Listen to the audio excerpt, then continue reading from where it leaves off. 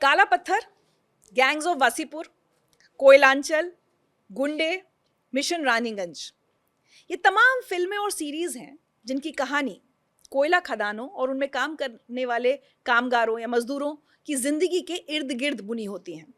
तो ऐसा लगता है हमारे फिल्म मेकर्स के लिए कोयला खदान और वहाँ के मजदूरों की जिंदगी काफ़ी एक इंटरेस्टिंग और एक्साइटिंग टॉपिक होता है। लेकिन असल जिंदगी में, हकीकत में, कोयला खदानों को संभालना, उनका संचालन करना, वहाँ काम कर रहे कामगारों की जिंदगी में एक सार्थक बदलाव लाना कितना चुनौतीपूर्ण होता है। और इस समय जो वैश्विक हालात हैं उसमें ये चुनौती और कितनी ज़्यादा बढ़ गई है। इन सब बातों पर चर्चा करने के लिए आज मेरे साथ जुड़ रहे हैं एक बहुत ही खास मेहमान, SECL यानी साउथ ईस्टर्न कोल फील्ड्स लिमिटेड के CMD श्री हरीश दोहन जी। और हरीश दोहन जी इन दिनों वेस्टर्न कोल फील्ड्स लिमिटेड के CMD का भी अतिरिक्त कार्यभार संभाल रहे हैं। और मैं आपको बता दूं कि SECL जो मैंने बताया, साउथ ईस्टर्न कोल फील्ड्स लिमिटेड, ये हमारे देश की दूसरी सबसे बड़ी कोल प्रोडक्शन कंपनी है। बहुत बहुत स्वागत है दोहन जी आपका। बहुत बहुत धन्यवाद। और आपका जो प्रश्न है, बिल्कुल पूरा राष्ट्र उसमें आज के दिन अफेक्टेड है और हमारी गवर्नमेंट पूरी तरह सेंसिटिव है।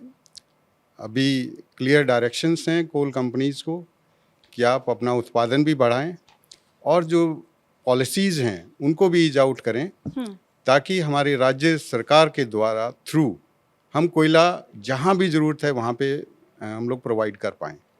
तो एनर्जी सिक्योरिटी के फील्ड में हम लोगों का ये प्रयास है कि कोई भी ऐसा ऑर्गेनाइजेशन या घर तक पहुँचें तो कहीं भी अगर ज़रूरत है कोयले की तो वो हम कोयला प्रोवाइड कर पाएँ।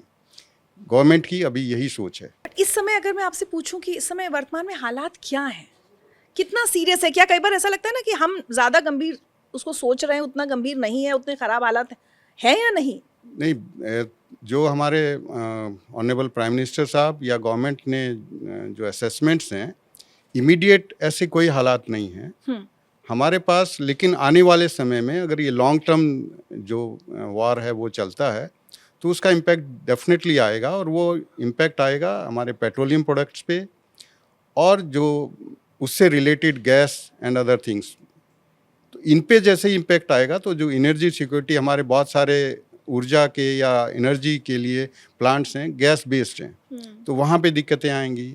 जो हमारा पेट्रोलियम से जितना भी हमारी इंडस्ट्रीज या बाकी जगह चक्का चलता है वहाँ पे इम्पैक्ट आएगा। लेकिन हमारा प्रयास है कि हम लोग उसको मिनिमाइज करें इस इम्पैक्ट को और कोयले के द्वारा उसकी पूर्ति करें। क्योंकि बहुत सारे लोग, जैसे अगर शहरों में जो मजदूर काम करते हैं, हम सुन रहे हैं कि भाई LPG नहीं मिल रही है तो अब गांव जा रहे हैं कि वहाँ चूल्हे पर खाना बना लेंगे।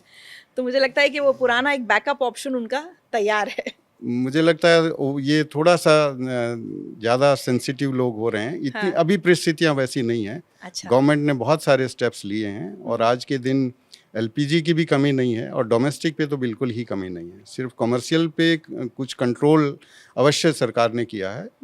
तो आम आदमी को परेशान होने की बिल्कुल आवश्यकता नहीं है, मैं कॉन्फिडेंटली बोल सकता हूँ। क्या बात है।